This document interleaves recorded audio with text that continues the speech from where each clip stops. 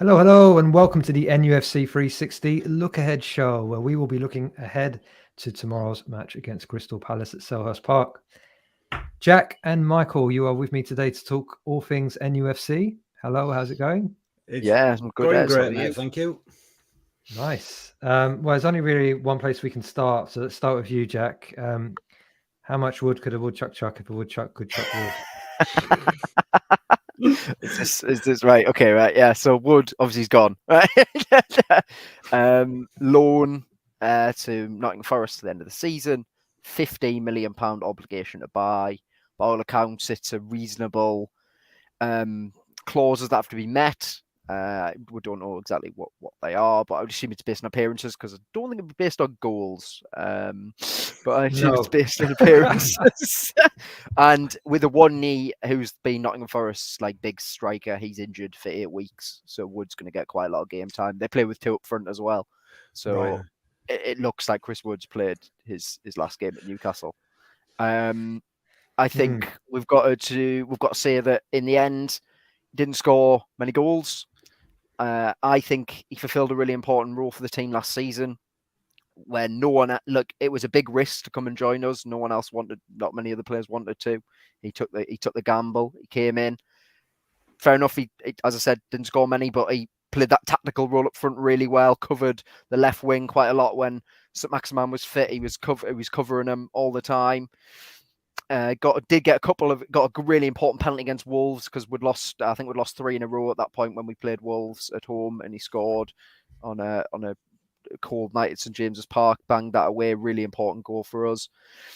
And I think we've got to respect him for what he did. It was kind of like a Daryl Murphy, wasn't it, in the Championship, sort of a bit like that. Came in, did a job.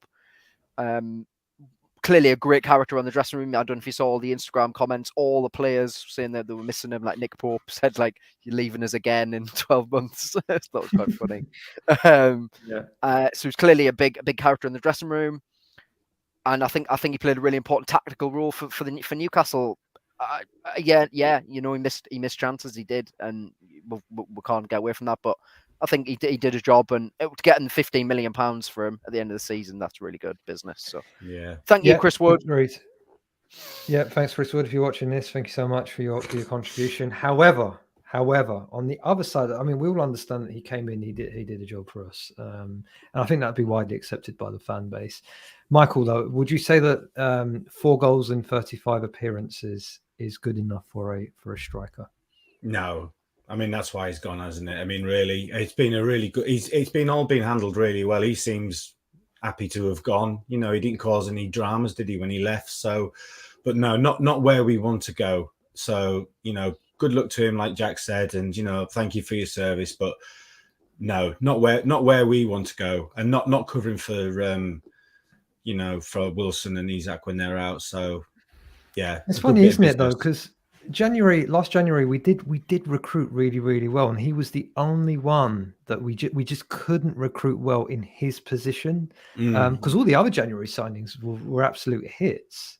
It seems to me that we did it out of necessity, and I think there was always some sort of plan to sell Chris Wood eventually, like way before his contract would be up. It seems from the press conference today, though, from Eddie Howe's remarks, as though the decision was kind of taken away from him a little bit, and it was maybe a bit more of a financial decision because it just made, I mean, unbelievable amount of money they're offering.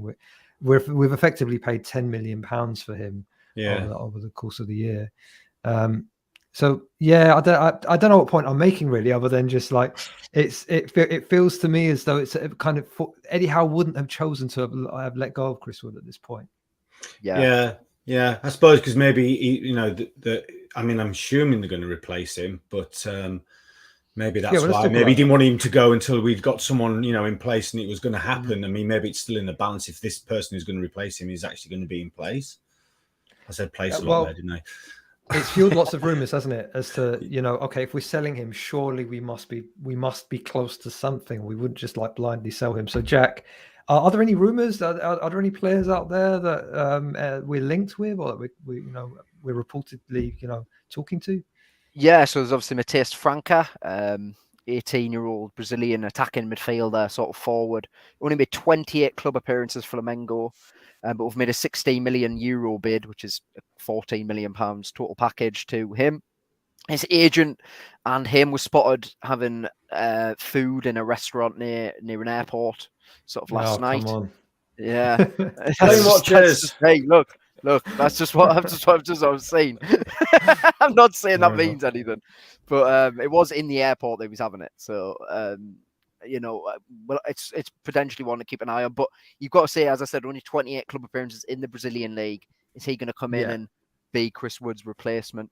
And then obviously been linked with Ziyech from Chelsea. Looks like he's definitely on the way out because Chelsea have got 55 wingers now with Madueke about to sign. So Ziyech is a one. Again, he's not a striker, but he can play anywhere across the front line. And maybe if we signed him, maybe Saint-Maximin would play as a loan as a false nine in the occasion that Wilson and Isak were unavailable. So I think it's a case of they're not going to maybe get a direct striker. I just think it might be a forward of some sort. And then it'll be a case of, well, maybe Saint-Maximin will play as the false nine. Would that work, Michael? If we, let's say the worst happens, we don't actually bring a striker. Let's say we don't bring anyone in. Would do we have enough to cover if Isak and Wilson are injured? I mean, potentially with Joe Linton, ASM, maybe Miggy. Yeah, I mean, it's not really ever worked with playing ASM in that role, did it? Although a couple of times, I know they've only tried it a few times. So I don't think he would really fit in that role. Personally, I don't think that would work. Again, it goes to maybe prove the point that Eddie's not 100% sure that we're going to get a replacement in, and Leighton Wood might be just a bit too soon. But I mean, if we can keep, I mean, he's that's just coming back from a long-term injury. That's my major worry. His fact, will he break down again? And Wilson, as we know, is always in and out. So should we have enough? You can never have enough, can you? Which is maybe Eddie's point in the end. He always wants more players. Just ask Chelsea. Indeed, yeah, indeed. I'm just concerned because, personally, I don't think it's a great strategy letting players go before you've recruited any to come in, even if you have a 25-man squad. So to me, I'm a little bit concerned. I don't necessarily know that we're close to anything. Nothing's been really reported. Yes, we've got these seemingly random youngsters from Brazil, but they're not ready to go to start and get going in our Premier League season. So I just feel slightly worried about this for some reason. It's just that I'm kind of happy Chris Wood has gone because, God, I've cursed that man so many times in recent months. But yeah, at the same time, it's like if it's out of not having Chris Wood and having no one to replace him, I'd rather just have him still there. To be quite honest. Well, let's see how it goes. Yeah, absolutely. The club do business very differently now. Last January, before Ashworth came in, Stavely and Maydad were just essentially telling everyone exactly what was going on. So there was so many rumours, there's so many league stories, bids flying around. It's a different January this time around. We're not desperately trying to stay in the league. So I think that they're maybe going about things. It's been a lot quieter. Maybe things going on behind the scenes. I think we've just got to they've shown us nothing to prove that we have no reason to not to trust them. They've got everything right in the transfer market, really. Because even Chris Wood, as I said, in the end, what we've done is we've paid 10 million to relegate Burnley, which at that time was a direct relegation rival, and a player who's actually covered a lot of games where we wouldn't have had a striker otherwise, and God knows what we would have done. So, I think we've got to trust the club on this one. I think absolutely. In Eddie, we trust. Yeah. And Chris Wood, by the way, just to end on him, he started the game against Chelsea just before the World Cup. We won. He started against Leicester as well. Yeah, that was one of his best performances. Leicester. That was one of his best performances. And really Southampton, that good goal he scored against Southampton, where we all went, Chris Wood. So I know why people have been critical of him, especially. I mean, his last thing is always going to be remembered, that one that's still in outer space. That he hoofed into Bramall Lane from Hillsborough. So I mean, one could say he did us a favour there, to be honest, getting us out of the cup. You could say he did us a massive favour. Yeah, absolutely. Yeah, true. All right. Okay, cool. Well, I mean, I wish there was more to talk about with transfers, but it feels like there isn't a lot, especially on the midfield front, by the way. There doesn't seem a lot going on with midfielders. And I think that's where we need even more, desperately need someone in. Apparently Shelby's going to come back in the next few weeks, but again, by the time he gets back and then is gets up to speed, you're talking 6-7 weeks before he's, I think, fully match fit. So yeah, let's see how it goes. Hopefully this time next week, we will have more positive news. Speaking of positive news, yesterday Tottenham crumbled against Man City, which means they're now, I think, 7 points behind us. Are they? 5.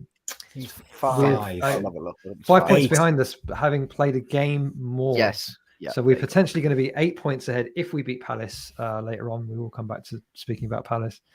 But is European football a reality now? Now, because yesterday for me was the first time after the Spurs game where I thought, holy moly, if we win on the weekend, we now have quite a comfortable cushion.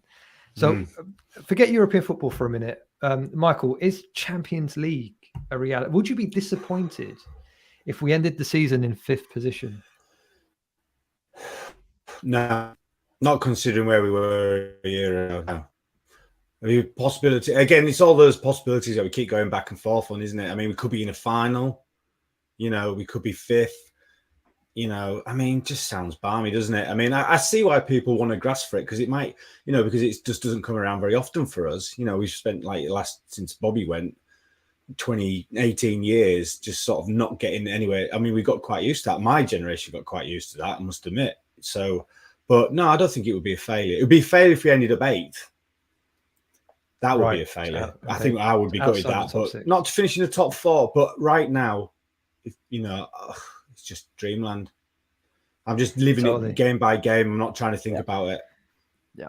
Well, you sound like Eddie Howe now, Michael. He's rubbing off on you. It's rubbed off on him. I write his speeches for him, so. What about you, Jack? Would you take Europa League? Would that be all right for you? I mean, let's forget the cups for a minute. If we just fell into a Europa League or Conference League, would you still be happy with that, or would there be a tinge of disappointment? No, obviously, I think I'd maybe initially be like, "Oh, that's a shame," because then how good the first half of the season was. But I think also I'd just be like, "Nah, that's been a class season."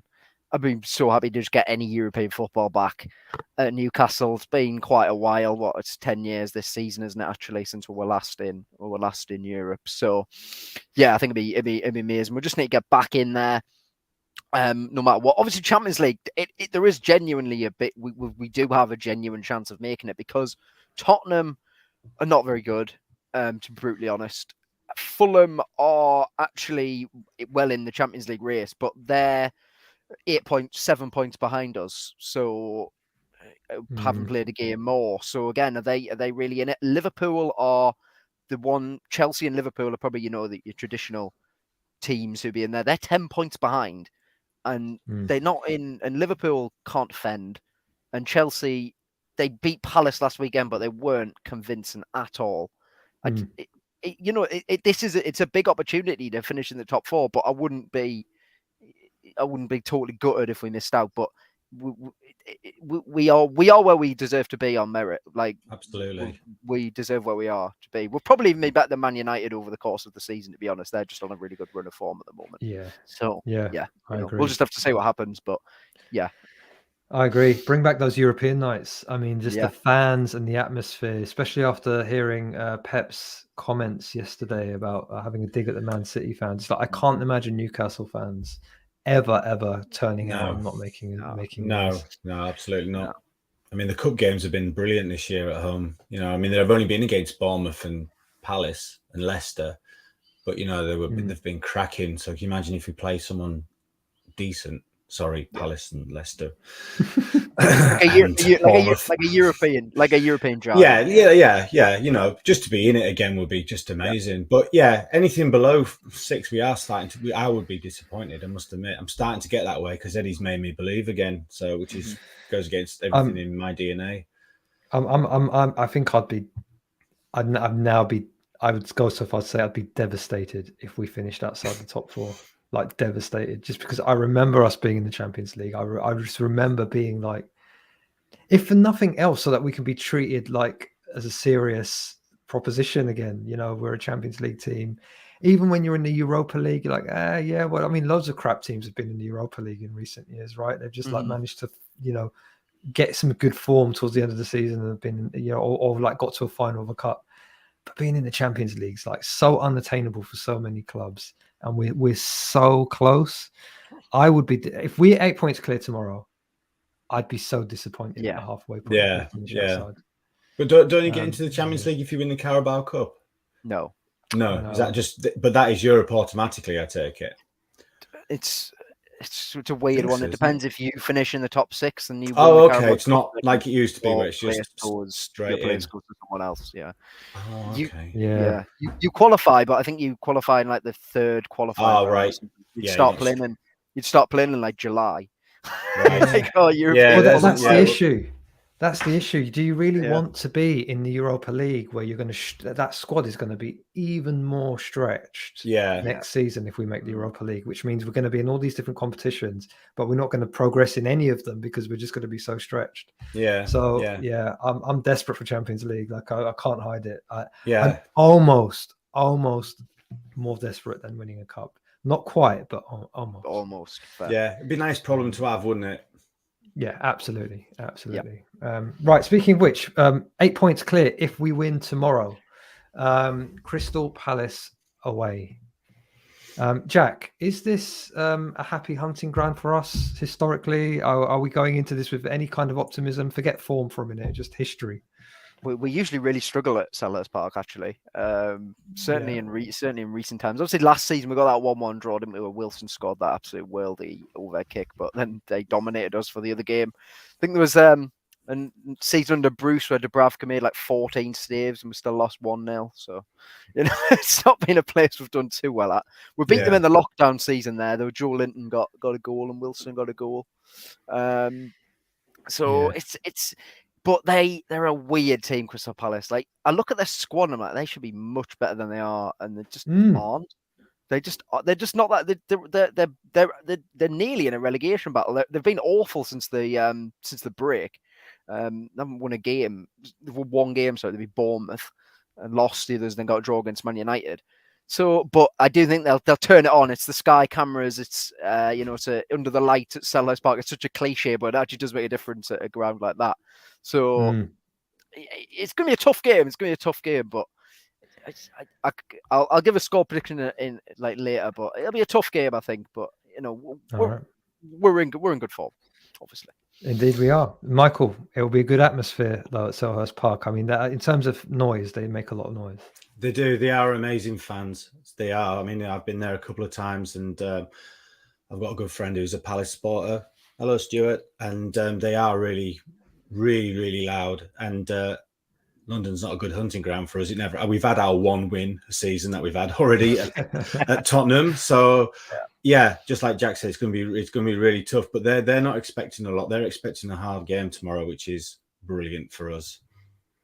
Yeah, indeed. They're missing one of their best defenders in Anderson, I believe, out injured. That's right.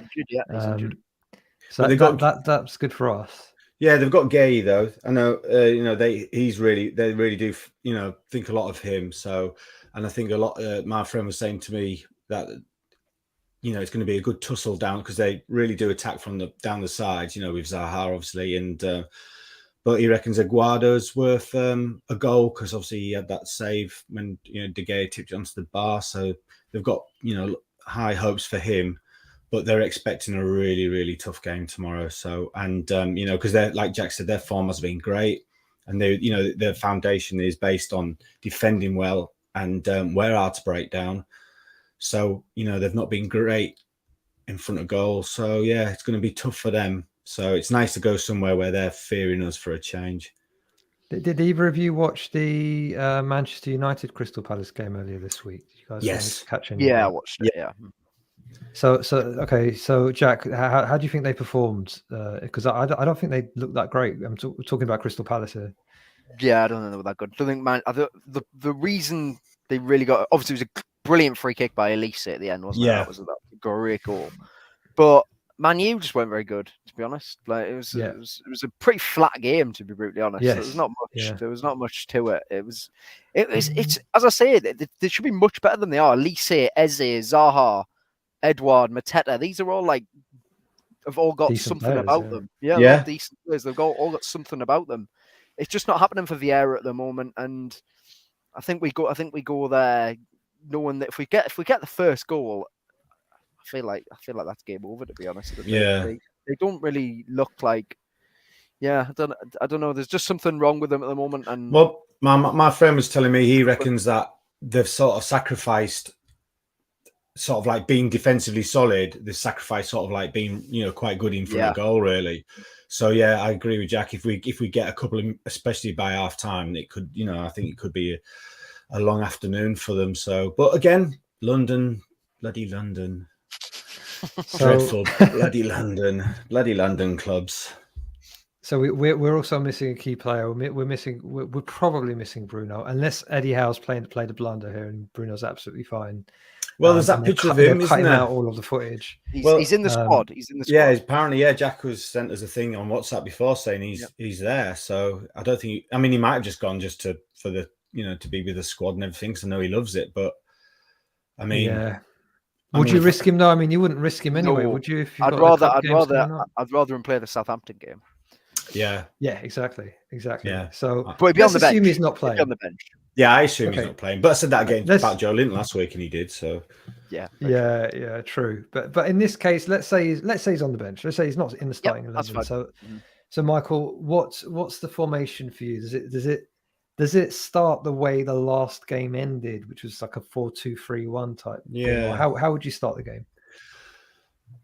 See, now Eddie usually likes to play the same 11, doesn't he? So I assume he'll like to play the same formation, even if he doesn't have the same 11. So I just assume Joe Linton will move into Bruno's place and St. Maxim will start, and then do the same as we did last week, where he's back on again because he's had a bad injury. He hasn't played much. So that's what I'm expecting. I expect the same formation, just with J7 moving into the centre and Maxi taking his place. Yep. Jack, would you do the same then? Would that be your? Yeah, Longstaff into the 6. I thought Longstaff was brilliant last week, to be honest. Yeah. My man of the match, actually, against Fulham. He was absolutely fantastic.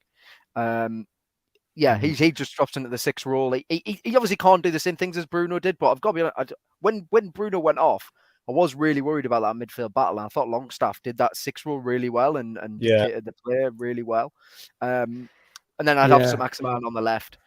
Because I thought Maxi played well when he came on, actually. Like, he was releasing the ball at the right times. He looked dangerous. He was a bit unlucky with that shot that went just past the post. So yeah, so this is a big chance for St. Maximin, this, because it's not been massive. So I don't think Howe trusts him to start games, just because he lacks the kind of defensive discipline and the kind of the tactical.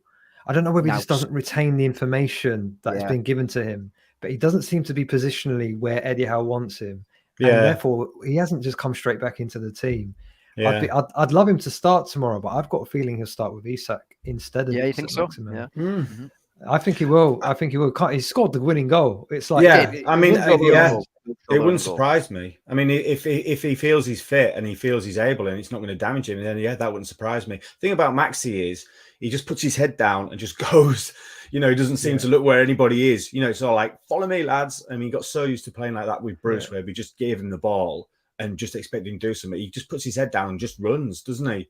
So maybe that's what Eddie doesn't like about him. But how can you not like Maxi? Come on.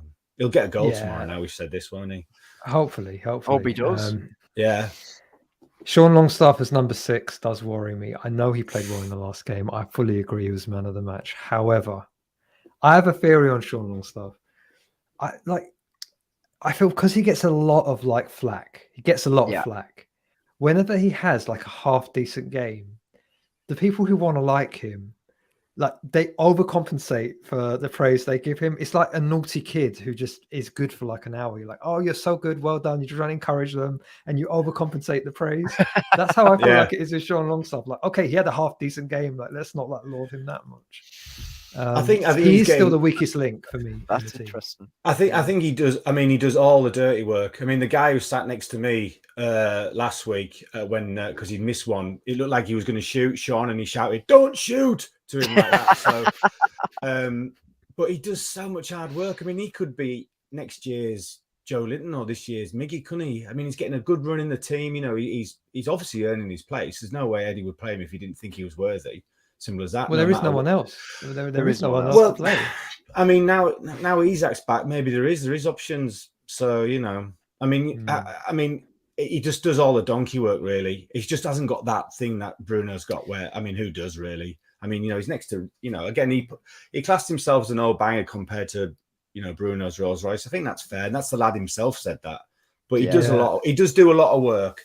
So, and he is what he is, isn't he? Bless him. Just don't shoot. Yeah. Well, that's what I'm saying. I do think a lot of the sticks just because he's missed quite a few chances, to be honest. Yeah. Like, especially against Leeds, like he obviously should have scored.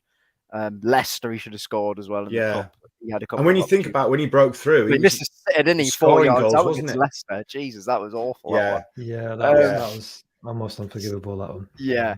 He So does I do a do lot of think donkey work. Unforgivable. Yeah. So he gets a lot of stick for that. But I think Howe was talking about him in his press conference today, and like he singled him out for individual praise. And I think we've just got I think yes, he probably will eventually be upgraded, but he always be a good squad player to have. And he loves Newcastle. I know that doesn't matter, but like he's a local lad. It's nice to see him doing well, and it's nice to see him starting and maybe fulfill that potential that we initially thought he had when he was playing under Rafa. He lost his way so badly under Bruce, and who can blame him? Like, he's obviously not getting trained and stuff. So it's nice to see him back in the team, and I think eventually we'll be upgraded on. But I'm a Longstaff fan. That's what I am. All right, excellent, good. Well, my words. And by the way, I'm fully supportive of Longstaff. Right, if he's starting the game, I'm cheering for him. Yeah, but my words. In 2 or 3 years' time, he will be England Paul captain. Dummett. He'll be the Paul Dummett of the squad. He'll be the 25th man there to fulfill the quota of homegrown players, cheer on the team. But that's all he'll be doing in a couple of years, and that's fine because now hopefully he can do a job for us. Yes. Okay. Cool. All right. Anything else to cover for Crystal Palace before we go on to score predictions? No, I mean, like I said, it's going to be tough. If they just, it could be our luck that they'll start their run of form again. Like Jack said, they've been dreadful since the World Cup. They've just come back and have won one game, isn't it? And that, we're catching them at a good moment as well. So, Guys, but it's still going to be seven tough. Clean sheets in a row, however many it is, conceded 11 goals. Yet we are, as Newcastle fans, we are still saying we are going to struggle against Crystal Palace. Yeah, it's Bruce ball, isn't it? It's getting. I said that's a swear. It's just hard to get out of that whole. Just like it's going to go tits up at any moment. This, isn't it? The reality is going to come crashing in. So, but we'll get there when we're in the Champions League final. Wow. Okay. Speaking of reality setting in, then Jack, what's your reality for tomorrow? What's it going to be? Yeah, it's going to be a really tight game. 1-0 Newcastle. St. Maximan with a winner. St. Maximan with a winner. Nice. Tight game. Nice. I like it. I can kind of see where you're coming from there. Yeah. Michael? Well, seeing as I keep predicting it and keep winning every time I do, I'm going to say 2-2. It's 2-2. Do you ever put money on the 2-2s? I never put money on the Please don't. Jesus. No, I never put money on it. I mean, then you're losing twice, aren't you? You've lost money and you've lost as well. Yeah, that's not. So I never do that. But 2-2. 2-2, excellent, brilliant. And I'm going to say 2-1. I think we'll concede a goal. We came so close to conceding a goal last week. I think we'll actually do it this week. We can't go the whole season without conceding another goal. Like, this is just not. It's the same as losing, isn't it? We can't. We've got. I mean, we're not used to losing now. Can you imagine what we're all going to be like this, aren't we? Yeah, it would be lost, didn't we? It would be devastating when I just think it would be like, what happened? Yeah, because Sheffield Wednesday didn't feel like a loss, did it? It really didn't feel like a proper loss. No, well, we didn't have to, because obviously that got painted over by the fact that we got to the semi-final, didn't we? So, but we haven't lost in the league. We're going to have to lose in the league at some point, aren't we? So hopefully not tomorrow, though. No, exactly. Yeah, no, hopefully not tomorrow. All right, guys. Thank you so much for your contribution. I really enjoyed talking to you guys. Good luck for tomorrow, and chat to you guys again later. Thank you for watching. Cheers. Bye. Bye.